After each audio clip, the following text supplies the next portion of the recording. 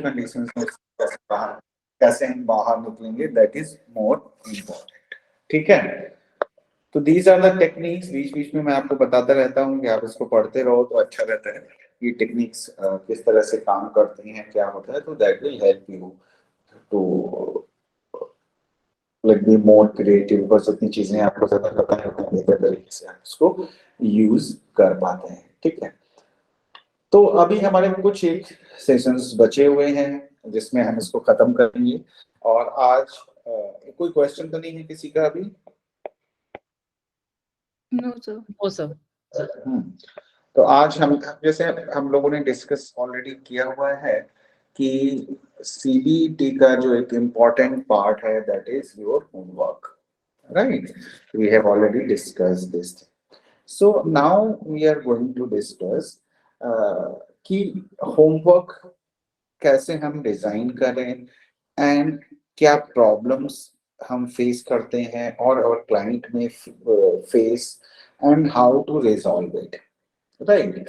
So as we know, like homework is a integral part of the CBT, है ना? तो that is, and in researches it is also found that the like clients like who do these homeworks, like assigned homeworks, they respond better. Their response is better to the CBT in CBT rather than the people who are not doing the homework, right? तो homework का importance है काफी। जैसे मैंने बोला कि बहुत सारी इंफॉर्मेशन आपको वहां से मिल जाती है। Person can also learn to identify, to note down, to correct own thinking. That kind of help also the person get, because that these are the things that is in front of them, and they have like proofs how they are thinking, how they are feeling, how they are acting, how the body is responding, all those things, right? And that help the client as well as the therapy, uh, so that they can understand all the process, huh? And also so homework is a like important part of the therapy actually, CBT अगर हम बात करें, है ना? And then second one is homework also provide the opportunity to our client to educate themselves, because when they are writing, they are reading, they are collecting data about thoughts, है ना, and behaviors and emotions जो हम note करते हैं इसमें. So they are providing in the situations in which situations they are doing these kind of behavior. So they that provide a opportunity to your client or whatever you call patient to educate themselves, है ना? So and other thing is that we have to understand, like there are clients, right? There are clients who easily कर लेता है. They follow these things and they easily do homeworks. जो भी दिया गया, assignments दिए गए, जो भी दिए गए, they do. And there are clients, they have difficulty. They have difficulty in doing this homeworks.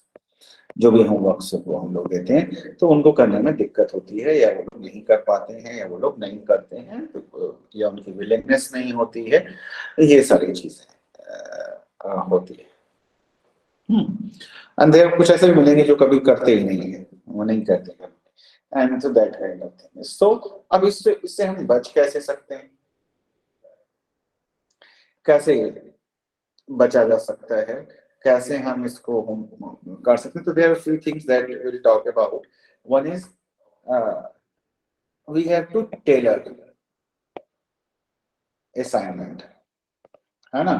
Assignment हमें टेलर मेड करना पड़ेगा अपने क्लाइंट के अकॉर्डिंग, क्योंकि अगर उसकी चीजों से रिलेटेड नहीं है तो वो लोग नहीं करेंगे, नंबर वन।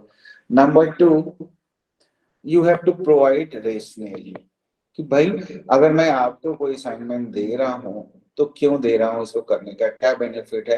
ऐसे ही नहीं कि ठीक है चलो जाके लिख लेना, लिखना जरूरी है, that is what I am saying. तो जरूरी है, क्यों जरूरी है, क्या रीजंस है, जब लिखेगा तो उसको क्या फायदे हो सकते हैं, है ना, ये सारी चीजें ध्यान। तीसरी चीज आप ये सकते हैं, we have to find out क्या ऑब्स्टेकल्स हैं, ऑब्स्टेकल्स क्या है, क्या पोटेंशियल ऑब्स्टेकल्स हैं जिसकी वजह से वो पर्सन नहीं कर पा रहा है, तो that we have to find out, है ना। And then there may be some belief system related to that, right, some belief systems, beliefs भी हो सकते हैं जो उसको रोक रहे हैं, जैसे नेगेटिव ऑटोमेटिक थॉट्स रोकते हैं, तो कोई belief system negative automatic thoughts हैं, वो भी उसको रोक सकते हैं कि लिखने से लिखने की जरूरत क्या है, कुछ चीज तो ठीक होने वाली नहीं है, और समथिंग लाइक दैट। तो yeah, I am incompetent, I won't be able to write properly, so I will not write, I will avoid it. So there may be some negative thoughts or belief system that are like creating problem to the person, so that we have to find out, है ना। So these are the few things. Now we will like see कि how to set, है ना, मतलब setting homeworks, how to set homework। अब इसका कोई particular ऐसा नहीं है कि कोई फिक्स्ड रूल है, नहीं है, कोई फिक्स रूल नहीं है इसका, कोई फिक्स फॉर्मूला नहीं है ना, कोई रूल या फॉर्मूला ऐसा नहीं है। जैसे हमने बोला कि it should be tailor made, है ना, टेलर मेड होना चाहिए। सो कैसे टेलर मेड होगा, एक एग्जांपल मैं आपको बताता हूँ, जैसे है ना कि एक क्लाइंट था, काफी पहले की बात है, एक क्लाइंट था मेरा, he was a Muslim, and तो क्या था, होमवर्क देता था, नहीं होता था, I was new at that time, and जब मैं उसको होमवर्क दिया था तो सडनली क्या हुआ कि मेरे दिमाग में एक बात आई, इस हिस्ट्री के टाइम पे मुझे पता लगा कि जो पर्सन है, he is a very religious person, and before the depression he was a patient of depression, before the depression he was doing all 5 time namaz and going to like masjid or every Friday and everything. So that was the point, मतलब मेरे दिमाग में आया कि भाई इसका routine जो है सेट किया जा सकता है इस बात को लेके, और इसको क्या कहते हैं, हम ये बोल सकते हैं कि भाई 5 टाइम जब नमाज जाते हो तो वहां पे क्या किया, कैसे किया, या किससे मिले, आप नोट कर सकते हो सारी चीजें। सो इसको हम बिहेवियरल एक्टिवेशन भी बोल सकते हैं। तो मैंने क्या किया है कि उसको ये बोला, it is not basically related to homework, I am not saying, but it is a homework, but behavioral activation also, but writing is not involved in that. So I said कि तो your homework is to मतलब to do all 5 times like prayer all 5 times. So gradually he started picking up. The reason being because he had that belief system कि 5 time करना चाहिए, सारी चीजें हैं, तो उसने हेल्प किया और उसने स्टार्ट करना, मतलब स्टार्ट कर दिया 5 टाइम नमाज पढ़ना। So that is how we tailor made it. कोई फीमेल है, कुछ पूजा करती, मंदिर जाती थी, या सारा कुछ होता है, गुरुद्वारा जाते हैं, तो वो आप ऐड ऑन कर सकते हो, या किसी को कुछ बहुत पसंद था करना, या पसंद है अभी भी, बिकॉज वो तो रहता है कहीं ना कहीं, सो वो चीज आप उसमें ऐड ऑन कर सकते हो। तो टेलर मेड करना बहुत ही इम्पोर्टेंट फैक्टर हो जाता है कि we have to tailor made this kind of, मतलब होमवर्क को हमें टेलर मेड करना पड़ेगा, ठीक है। एंड देन अब एक तो ये हो गया, दूसरा जो भी हमने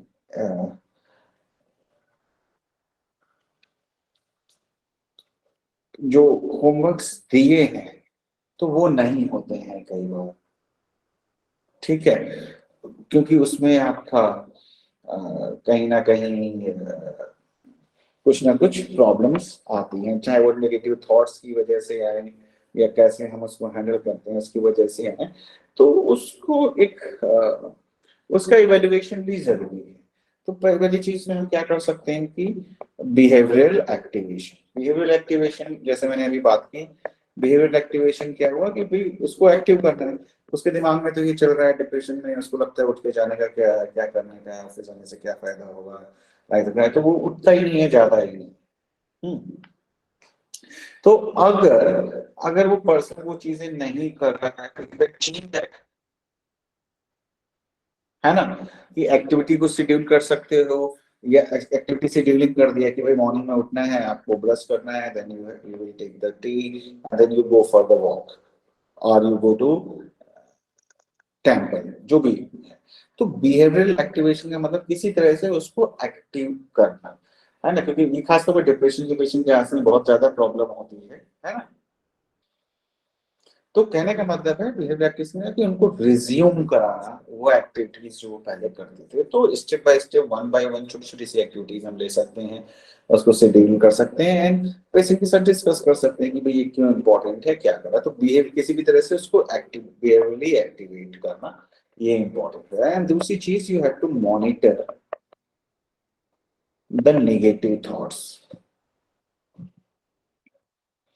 नेगेटिव थॉट्स, जैसे मैंने बोला कि उसको लगता है कि लाइफ खराब है तो पढ़ने का क्या फायदा है, तो स्कूल क्यों जाऊं, या काम करने का क्या फायदा है, वहां पे क्यों जाऊं। तो we have to find out, जैसे हम पहले भी करते थे डूइंग थेरेपी आल्सो, कि क्या उसके दिमाग में चल रहा है, माइंड में क्या चल रहा है जब उनका मूड चेंज हो रहा है। और थॉट डायरी से भी वो हमें पता लगता है अगर वो नोट कर रहा है तो क्या चीजें उसके दिमाग में चल रही हैं। तो नेगेटिव थॉट्स को आइडेंटिफाई करना और उसको करेक्ट करने में हेल्प करना, चाहे वो सोक्रेटिक क्वेश्चनिंग है, जो भी चीजें जो हमने पहले सीखी दैट वी थिंक। तो नेगेटिव थॉट्स क्या चल रहे हैं उसका, जिसकी वजह से वो होमवर्क नहीं कर रहा है, ठीक है। देन आता है, तो that we have to find out, technique remains the same as we have discussed earlier. So then अगर वो नेगेटिव थॉट्स हैं, अगर मैं पता लगा कि there are some negative thoughts, तो उसका इवैल्यूएशन करना, जैसे हम पहले करते थे, भाई इसके प्लस माइनस क्या है, क्या चीजें हैं, क्या नहीं है, तो वो फाइंड आउट करना। And responding to automatic thought, कैसे रिस्पॉन्ड करना है वो मैंने ऑलरेडी आपको, हम लोग पहले की क्लासेस में डिस्कस कर चुके हैं। Responding to automatic thoughts, like उनको कैसे चैलेंज करना है, क्या फैक्ट्स हैं, क्या चीजें हैं के बेस पे डिस्कस करना। तो इवैल्यूएट करना is the next step. Then आपका आता है ईच एंड एवरी सेशंस में आपको क्या करना है कि you have to promote problem solving skills. जो भी प्रॉब्लम आ रही है, चाहे नेगेटिव थॉट्स की वजह से आ रही है या किसी और वजह से आ रही है, तो प्रॉब्लम सॉल्विंग कैसे करें, है ना। तो एंड वो चीज उसको सिखाएंगे, क्या प्रॉब्लम है, इसका सॉल्यूशन क्या होगा हमारा, and that thing they will practice at home, दिया होमवर्क जिसको हम बोलेंगे, घर पे वो चीज को प्रैक्टिस करना है। यू हैव टू मॉनिटर कि दे आर प्रैक्टिसिंग और नॉट। तो प्रॉब्लम सॉल्विंग में हेल्प करना, जो भी प्रॉब्लम वो फेस कर रहे हैं होमवर्क में, क्यों हो रही है, उसके पीछे क्या थॉट्स हैं, और how to solve those problems. So problem solving क्या करना है, कैसे करना है, that we teach our client, and वो उसको होमवर्क में प्रैक्टिस भी करेंगे, करनी होती है, so that we can strengthen that learning. और क्या होता है कि अगर प्रॉब्लम सॉल्व करने में प्रॉब्लम दिक्कत हो रही है उसकी, तो देन लाइक हम we also find out behavior skills, क्या कुछ डेफिसिट है, क्या वो हैंडल नहीं कर पा रहा चीजों को, अगर नहीं कर पा रहा तो किस वजह से नहीं कर पा रहा है ना। तो अब So जैसे what is this behavior? Behavioural skills, behavioural skills, ठीक है। तो बिहेवियरल स्किल्स का मतलब हो कि जैसे अब कोई किसी को स्टेज से फेयर लगता है, या सोशल फोबिया जिसको आप बोलते हैं, जाता है बाहर दूसरों के सामने बोलने में दिक्कत होती है, because that person doesn't have like very good communication skill. So we can teach them, if they have capacity we can teach them, we so that उनका एक confidence level बढ़ेगा। तो like मतलब teaching them the skills. Second thing is बहुत ज्यादा anxious है अगर कोई, so we can teach relaxation exercise, हमने बात किया था, है ना, उनको करवा सकते हैं एंड देन उनको रिकमेंड कर सकते हैं, हेल्प करें, so that we can reduce the anxiety, ठीक है। Yes, sir. तो मेडिटेशन सिखाना, रिलैक्सेशन एक्सरसाइज सिखाना, these are the behavioral skills that we teach on client, है ना। देन एक और चीज आती है जिसको हम बोलते हैं बिब्लियोग्राफी। बिब्लियो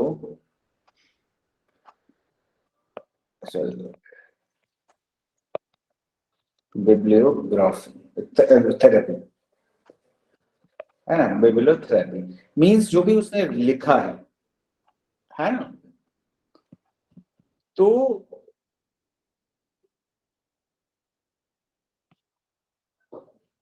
जो भी उसने लिखा है या डिस्कस हमने किया हुआ है,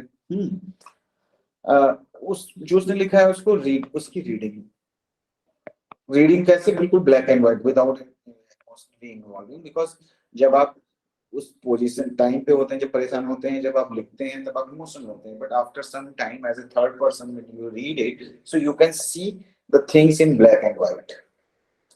जैसे हमें लगता है ना कि 12th का एग्जाम जब हम दे रहे थे तो हम इतना इमोशनल थे, या 10th का भी हम बहुत परेशान रहते थे, बट जैसे हमने एग्जाम दे दिया, आज हमसे कोई पूछे तो आप देख सकते हैं कि हम लोग बेकार है, परेशान थे, ऐसा हो रहा था, as a third person you can see. तो बिब्लियोग्राफी थेरेपी का ये फायदा होता है। तो ये होगी कि वो अपनी इमोशनल स्टेट को या जो भी प्रॉब्लम है उसको लिख रहे हैं, जब हमारे पास सेशन में आ रहे हैं तब हम उसको बोल रहे हाँ, हैं। दे कैन रीड, हाँ they can read, you can ask them to read, है ना। जी sir. So because that is में तो पूरा ब्लैक एंड व्हाइट में आ जाता है सामने, वो भी बहुत सारी चीज देख पाते हैं कि अच्छा मैं ऐसा सोच रहा था, मैंने ऐसा किया, दैट काइंड ऑफ थिंग, है ना। Right sir.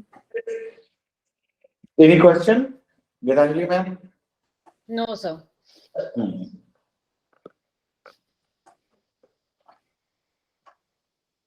So this actually helps. That's the only thing. हाँ, Where this actually helps in personal experience, I can say that. हाँ, तो preparing for the therapy session,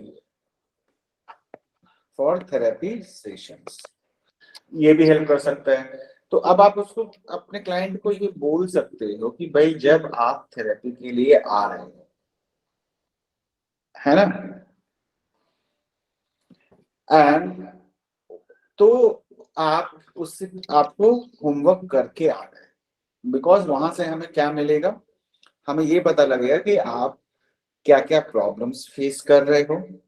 तो थेरेपी सेशन में आने से पहले ये सारी चीजें आपके पास प्रिपेयर्ड होनी चाहिए कि आपकी क्या प्रॉब्लम है, आपने क्या फेस किया, होमवर्क कर रहे थे तो क्या दिक्कत आई, क्या नहीं हुआ, तो वो प्रिपरेशन जरूरी है। उसके लिए आप फर्स्ट सेशन से ही अपने क्लाइंट को समझाओ, बात करेंगे, तभी ये चीजें हो पाती हैं। तो we have to help them to prepare for the therapy session. When you are coming to us, to me, then prepare yourself for the session. So you can then for next session you have to do these things and you have to come back, right? तो ये चीज होता है। फिर आता है कि कैसे हम इंक्रीज करें, क्या चीज, होमवर्क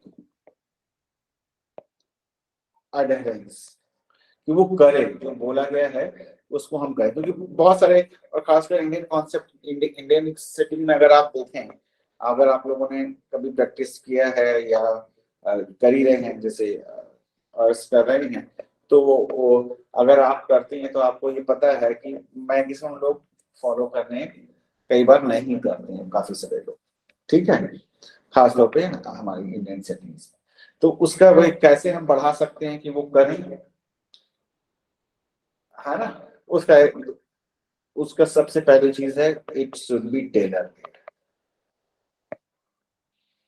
ठीक है। We have to tailor the assignment according to the individual. अपने मन से कुछ भी आप नहीं बना सकते, नहीं तो करेगा नहीं। आपको लगता है इंपॉर्टेंट है, जब उसको समझ ही नहीं आ रहा इंपॉर्टेंट है कि नहीं है तो क्यों करेगा, ठीक है। देन जैसे मैंने पहले भी बोला, रेशनल प्रोवाइड करो कि क्यों दे रहे हैं, क्यों करना है, इससे क्या फायदे होंगे, है ना, कैसे ये हेल्प करेगा आपको, ये बताना बहुत जरूरी है। एंड देन टेलरमेड का मतलब है सिर्फ आप अपने आप से सोच के नहीं कर रहे हैं, इसमें आपको कोलैबोरेट करना है। एक इट शुड बी कोलैबोरेटिव, कि आप दोनों लोगों की, थेरेपिस्ट भी और आपका क्लाइंट दोनों मिलके डिसाइड करते हैं कि भाई क्या चीज करनी है, क्या होमवर्क होना चाहिए, क्या हेल्प करेगा when you are, because you are teaching. अगर आपने अपने आप से बना लिया और आपने क्लाइंट से पूछा ही नहीं, आपने बोल दिया जाओ घर से लिख के लाना ये सारी चीजें, देन एंड आपने ये भी नहीं बताया क्यों करना है, इसका क्या फायदा होगा, then there are high chances they will not follow it. So collaboration is very important. अब और जो इम्पोर्टेंट चीज है कि होमवर्क को सीरियसली लेना है, क्योंकि क्या हुआ कई बार हम भी सेशंस में आए, लोग बैठे हुए हैं, हमने बात की और उसके बाद हमने क्या किया कि हमने उसको इतना इम्पोर्टेंस नहीं दिया। तो you have to stress on that कि भाई फ्रॉम फर्स्ट सेशन से ही आपको बोलना कि भाई आपको लिखना है, ये करके लाना है, या जो भी काम दिएगा, not it is not only about writing only, but whatever homework is given, usually we give the writing thing first, so you have to do it, there is no मतलब ऑप्शन कि नहीं करना है, तो आपको करना है। और जब आप उसको रेसिंग बताएंगे, जब उसके हिसाब से करेंगे, उसके साथ मिलकर डिसाइड करेंगे, तो जज करने के चांसेस बढ़ जाते हैं। एंड हमें और सबसे बड़ी बात है कि ये सेशन 1 है, ये सेशन 2 है, इसके बीच में क्या हुआ उसकी जानकारी ऑथेंटिक आपको एक मतलब इंफॉर्मेशन आपको मिलती है अगर वो होमवर्क करता है। ठीक है, तो हमें इस पे स्ट्रेस देना पड़ेगा from the very first session.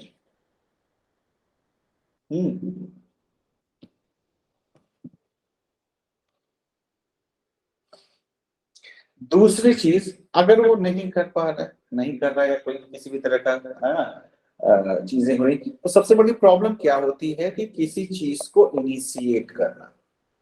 क्या प्रॉब्लम होती है? किसी भी चीज को इनिशिएट करना, ठीक है, स्टार्ट करने में प्रॉब्लम होती है ज्यादातर लोगों को, कि क्या लिखें, कैसे लिखें, क्या करना है, नहीं करना है, that kind of thing. So what you can do is start it in session. Session नहीं करवा लो, उसको अपने सामने करवा लो कि भाई इनिशिएट करो, कि सपोज आज मॉर्निंग में सुबह से जो भी आपके साथ हुआ, जस्ट राइट इट डाउन। ठीक है, राइट इट डाउन। जब वो शुरू कर लेता है, देन यू कैन से कि ठीक है, अब आगे भी नेक्स्ट सेशन तक आपको ये कंटिन्यू रखना है, आपको लिखना है इसी तरीके से, बिकॉज नाउ जब वो आपके सामने कर रहे हैं, आप उनको कोई भी इसमें अगर कोई चीजें आपको ऐड ऑन करनी है, कम करनी है, या जो भी सारी चीजें, क्या लिखना है, कैसे लिखना है, उसमें आप उसकी हेल्प कर रहे हैं, तो उसके कंटिन्यू होने के चांसेस बढ़ जाते हैं। तो in that case, even you can start with that also, कि भाई ऐसे आप क्या फील कर रहे हैं, क्या करना है, उससे आप बात करो, and then you tell that person to write it down right now. So वो जब आपके सामने 5-10 मिनट लिखता है, तो आप उसको फिर रीड करते हैं, you see it, and then you can see you have to continue with it, with this process or this kind of homework. So वो भी एक जो एक ब्लॉकेज आ रहा है, या एक इनिशिएट करने में प्रॉब्लम हो रही है, तो उसको ब्रेक करने की हम लोग कोशिश करते हैं। ठीक है, कोई क्वेश्चन तो नहीं है? No sir. No, sir. Then क्या होता है कि कई बार पेशेंट बोलते हैं टाइम नहीं मिला, मैं भूल गया, ये सारी चीजें होती हैं। तो कैसे याद रखना है, remembering is also very important. तो अब उसको कैसे हम कर सकते हैं भाई? क्या हमारे पास सिंपल से है, फोन में हम लोग अलार्म लगा लो कि भाई रोज शाम को 7 बजे हमें करना है। ठीक है, या नाइट, रात में सोने से पहले हमने जिस टाइम में हम सोते हैं कर लेते हैं, अपने फोन में, या अपॉइंटमेंट बुक है हमारे, या हमारा कंप्यूटर है, या किसी और को हमने बोला, या हमने एक चिट लगा ली अपने रेफ्रिजरेटर के ऊपर, या अपनी स्टडी टेबल के ऊपर कि राइट डाउन और you have to do this homework, complete your homework, that kind of, जैसे हम लोग कहते हैं, तो that will help the client to remember कि homework करना है. तो that kind of छोटी छोटी चीजें हैं, हाँ? ये सारी चीजें हम लोग करते हैं.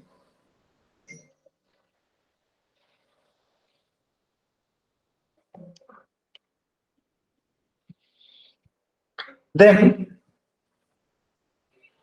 we have to anticipate, है ना, anticipate कि हमारा जो client है वो क्या प्रॉब्लम फेस कर सकता है while they are doing homework, right?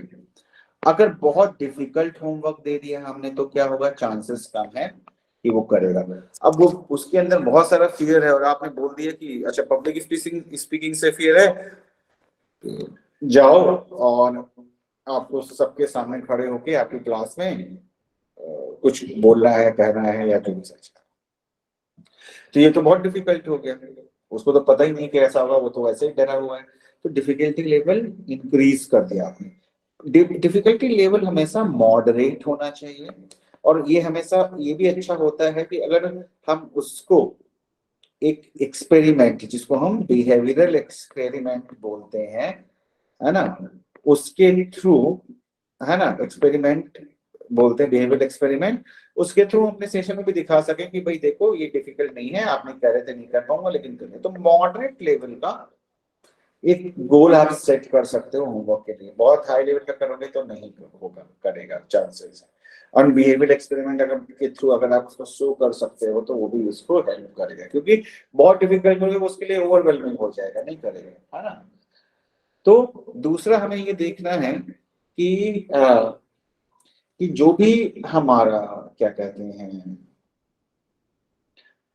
Homework है, तो जो हमारा अल्टीमेट गोल है जो अचीव करना है कि भाई एक एंजाइटी फ्री लाइफ या जो भी है, तो उसकी तरफ कंट्रीब्यूट कर रहा है कि नहीं कर रहा है. अगर नहीं कर रहा है तो वो नहीं करेगा, उसको समझ में नहीं आएगा, है ना. दूसरा हम ये भी पूछ सकते हैं कि पर्सन से कि भाई आपको क्या लगता है कितना डिफिकल्ट है, कर पाओगे कि नहीं कर पाओगे, मतलब कोलैबोरेटिव जो हम बोलते हैं, तो कितना परसेंटेज चांसेस हैं कि आप कर पाओगे. उसको आप बोल भी सकते हो कि भाई अगर उसने बोला कि 90% चांसेस है मैं कर लूंगा, तो ये प्लस पॉइंट है. अगर कोई कहता नहीं मैं 20% ही चांसेस है मैं कर पाऊंगा, तो इसका मतलब ना होने के चांसेस ज्यादा है. दूसरा हमें ये भी देखना पड़ेगा कि क्या क्या प्रॉब्लम आ सकती है अगर वो होमवर्क करने की कोशिश करता है. तो क्या आ सकता है, टाइम की कमी हो सकती है ना, कि उससे टाइम ही नहीं मिलता है, बिजी बहुत रहता है, या ऑटोमेटिक थॉट्स हो सकते हैं, कोई भी चीज ऐसी. तो we have to anticipate beforehand what kind of problem they may face, accordingly we will deal with that, है ना. तो थॉट्स हैं, जैसे मैंने बोला थॉट्स हो सकते हैं. तो ये जो कुछ चीजें हैं ये हमें समझनी पड़ेगी कि कैसे वो कर सकते हैं. इन केस फिर भी नहीं होता है तो what we can do is, the person can do is covert rehearsals. जैसे हम किसी भी चीज को करने से पहले से रिहर्सल करते हैं, तो ओवर्ट एंड कोवर्ट. कोवर्ट मतलब जो सामने नहीं देखना, जैसे आपको कुछ बोलना है, याद कर रहे हो तो अपने मन में आप कर रहे हो, दैट इज कोवर्ट. ओवर्ट मतलब जो आप वैसे कर, जैसे आपको डर लगता है पब्लिक स्पीकिंग में बोलने से, पब्लिक में बात करने से, या 10 लोगों के सामने प्रेजेंटेशन देने से, तो you are assuming, you are practicing it at your home in front of mirror or in front of family members, as if you are presenting in front of those people where you are supposed to present the thing. So you are doing the rehearsal. So rehearsal also helps change the assignment. अगर बहुत difficult है, आपको लगता है कि नहीं कर पा रहा है, तो that can be changed also, कि ठीक है पहले हम ये वाला डिफिकल्टी लेवल, पहले हमने 2 लिया था तो ठीक है डिफिकल्टी लेवल 1 करते हैं, then we will go to 2, या कोई और इंटायरली हम चेंज कर सकते हैं. ठीक है. तो इमेजिनरी तौर पे करना, दैट इज कोवर्ट रिहर्सल, या फिर हम असाइनमेंट को पर्सन के अकॉर्डिंग जो भी चीजें वो कर सकते हैं तो हम उसको चेंज कर देते हैं, कि अगर हमें लगता है इनएप्रोप्रिएट है, डिफिकल्ट बहुत ज्यादा है, इन सारी चीजों को लेके. और हम क्या कर सकते हैं, अगर क्लाइंट रिलक्टेंट है करने के लिए इन सारी चीजों के लिए, तो एक और चीज है जो हमने पहले भी डिस्कस की थी, इंटेलेक्चुअल, है ना, इमोशनल प्ले, याद है? ये भी कर सकते हैं, लेकिन ये यूजुअली लास्ट में यूज करते हैं, मेरे को नहीं लगता है कि नहीं कर पा रहा है, नहीं हो पाएगा इससे, then you can use that situation, like you can do the role play using intellectual and emotional role plays, ठीक है ना? और क्या कर सकते हैं कि इंश्योर करने के लिए कि हम क्लाइंट को प्रिपेयर करें फॉर पॉसिबल नेगेटिव आउटकम्स। भाई कोई ट्राई कर रहा है सबके सामने बोलने के लिए, तो एंजाइटी बढ़ भी तो सकती है किसी भी पर्सन की, तो इसीलिए हम मॉडरेट डिफिकल्टी का हम लेते हैं, जहाँ पे सक्सेसफुल होने के चांसेस हो, एंजाइटी थोड़ी सी कम रहे, और साथ साथ में निगेटिव आउटकम्स भी हो सकते हैं, उसके लिए भी हम उसको रेडी रखते हैं, ठीक है? क्लियर है एकदम? Yes sir. है ना, सिंपल सिंपल चीजें हैं, बहुत सारी चीजें हम लोग ऑलरेडी करते हैं।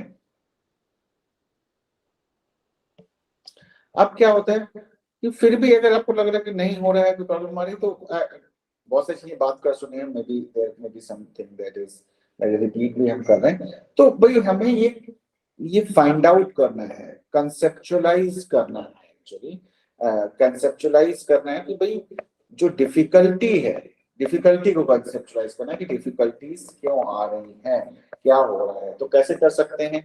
नंबर 1 कि जो भी प्रॉब्लम हमारी आ रही है, वो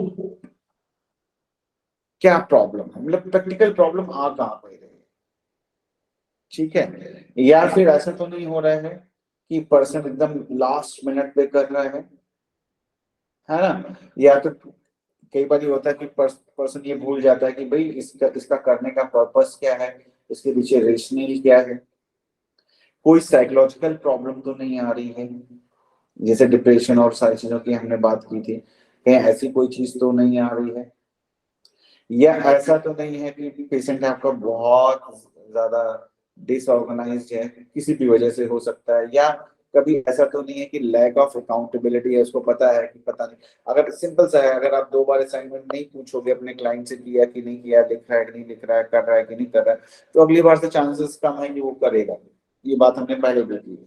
तो अकाउंटेबिलिटी की कमी तो नहीं आ रही है, हाँ, या अकाउंट जो हमारा ये सारी चीजें हम बात कर चुके कि हमारा असाइनमेंट बहुत डिफिकल्ट तो नहीं है जो भी हमने दिया है, ठीक है? ये नेगेटिव और साइकोलॉजिकल प्रॉब्लम क्या, नेगेटिव थॉट्स हो सकते हैं कि वो नेगेटिव प्रोडिक्ट कर रहा है कि अगर मैं करूंगा तो ये हो जाएगा या ऐसा हो जाएगा, ये सारी चीजें, इस तरह की कोई चीजें तो नहीं है। ऑलरेडी हम लोगों ने बात किया है कि नेगेटिव ऑटोमेटिक थॉट्स का, कि उससे भी डिस्टर्बेंस क्रिएट हो सकता है। देन क्या होता है कि many times they over estimate, यानी मैक्सिमाइज, कि बहुत डिफिकल्ट है, नहीं कर पाएंगे, इनकन्वीनियंट है, डिफिकल्ट है, मेरे से नहीं होगा। समटाइम भी मैं जैसे बोलते हैं ओवर जनरलाइजेशन, ओवर एस्टिमेशन या मैक्सिमाइजेशन, तो क्लाइंट वो करना शुरू करता है और इसकी वजह से वो नहीं करता है, ठीक है? तो ट्राई टू कंसेप्चुअलाइज हमारा क्लाइंट क्यों नहीं कर रहा है, ठीक है? Yes sir.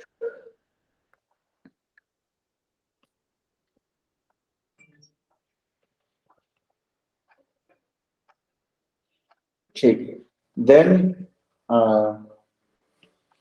और क्या हो सकता है? एक और चीज जो हो सकती है वो ये है, थेरेपिस्ट का कॉम्बिनेशन, ये भी हमें समझना पड़ेगा, सब कुछ क्लाइंट के उससे नहीं होता है ना? तो थेरेपिस्ट का जो कॉम्बिनेशन है वो भी कहीं ना कहीं मतलब इंटरफेयर कर सकता है,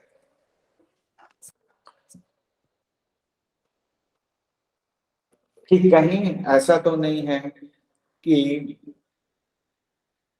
आपको ऐसा लग रहा हो कि क्लाइंट को अगर ज्यादा इंकरेज करेंगे, ज्यादा पुश करेंगे, बोलेंगे तो कहीं उस बुरा ना मान जाए या आना ना छोड़ दे या करे ही ना बिल्कुल, या हमारा जो थेरेपेटिक रिलेशनशिप है वो ना खराब हो जाए, इस तरह की सिचुएशंस भी होती हैं कि यू मे थिंक कि आप अगर ज्यादा पुश करोगे तो यू कैन हर्ट देम, है ना, या देयर फीलिंग्स, या आपको कई बार we are human being, sometime you may think अगर बहुत ज्यादा बोलूंगा या बोलूंगे तो कहीं ऐसा ना हो कि क्लाइंट गुस्सा हो जाए,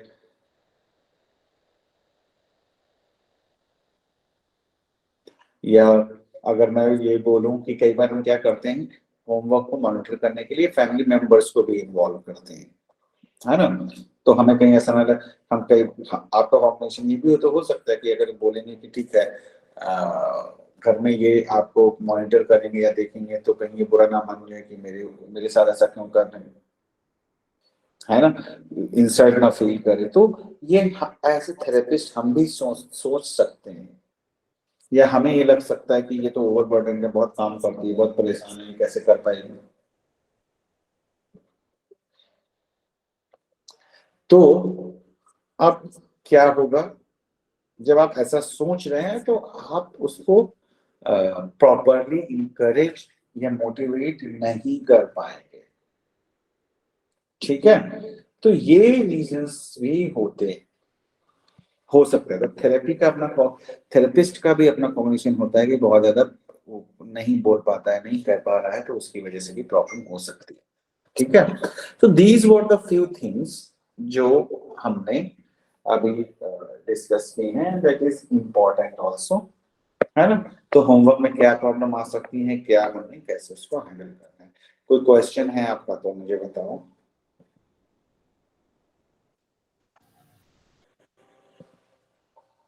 No, so there's no question.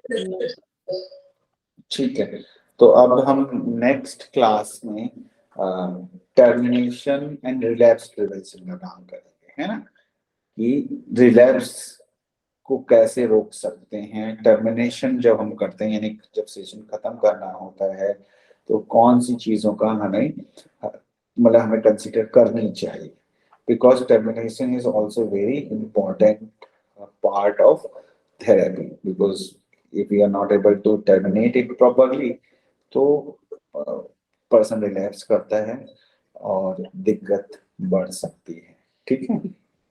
जी सर। सर हम थर्सडे वाली क्लास का टाइम कुछ ऊपर नीचे कर सकते हैं? गीतांजलि मैम बताएंगी। Yes sir.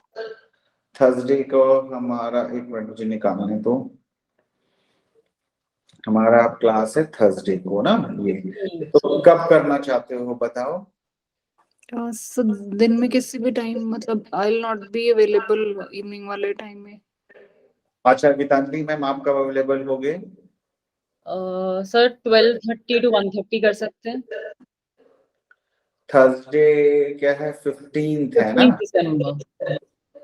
अच्छा, तो 12:30 टू कितना बता रहे हैं आप? वही सर, 1 घंटा है ना हमारा, 12:30 to 1:30 हो जाएगा। ठीक है, 12:30 to 1:30 I will try to take the session, ठीक है, लेकिन मॉर्निंग में कई बार मेरे पास क्लाइंट्स होते हैं, तो अभी नहीं है, तो अभी मैं 12:30 का कर रहा हूँ आपका, है ना, इन केस अगर कुछ चेंज होगा तो मैं बताऊंगा या फिर डे चेंज करेंगे, ठीक है। नहीं इट्स ओके सर, आप कंटिन्यू कर लीजिएगा, I will watch the recording. वो कई बार ठीक आगे पीछे करने के चक्कर में मैम का भी सिस्टम खराब हो नहीं ठीक है, तो मैं हाँ। 12:30 to 1:30 अभी कर रहा हूँ, अगर हो जाएगा तो बहुत अच्छी बात है ना। ठीक है सर, फिर आपको इन्फॉर्म कर देंगे ना अगर इवनिंग है या मॉर्निंग है, कल एक बार। 12:30 का अभी फिलहाल मैंने रखा हुआ है, ठीक है सर। और मोस्ट प्रोबेबली होगा, मतलब 20% चांसेस ऐसे भी हैं कि चेंज करना पड़े, अगर करना पड़ेगा तो मैं आपको मॉर्निंग में ही इन्फॉर्म कर दूंगा, ठीक है। ठीक है सर। चलिए ठीक है, okay okay sir, thank you. Okay.